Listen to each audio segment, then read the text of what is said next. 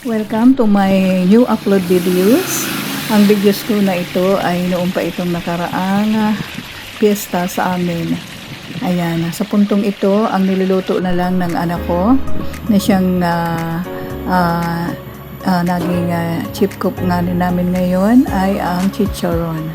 Ayan, pinakuluan namin muna. Ako ang nagpakulo. Pinakuluan ko muna bago pirituhin sa mantika. Ayan, ganyan lang po ang paggawa ng chicharon.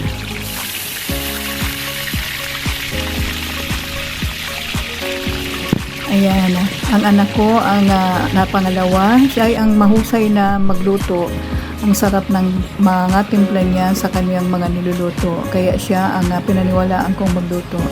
Ayan, kung nakikita nyo, meron akong nakadisplay dito na napakalaking mga saging. Ito ay nabili ko sa Taisan. Hindi ako makapaniwala, sobrang na-amaze ako dahil sobrang kalalaki ng mga bunga nitong latundan.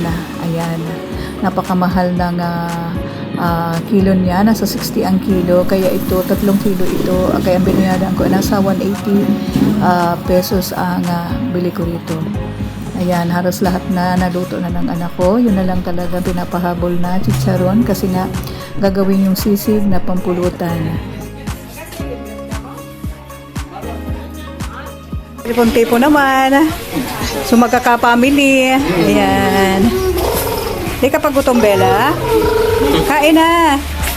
Hindi, kain na. Yan yung mga kukyut o mga pinsan mo. Ikaw naman ako ka, utong may ikuan na inikuan nito Sa pistahan, hindi maalis ang ibos at suman. Yan lang talaga naman ang always hinahanap ng mga bisita pang giveaway natin. Sobrang amazed yung asawa ng kapatid ng asawa ko dito sa saging na nabili natin sa Taisan. Ngayon pa lang daw siya nakakita ng ganito kalaking latundan. Ayan. Mahiling ka dyan sa video ko. Sige. O yan, galing San Roque. O yan, bisita kong galing San Roque. Ayan, pauwi na yung ibang kapatid ng asawa ko. No, ito yung pinakamatandang kapatid ng asawa ko galing San Roque.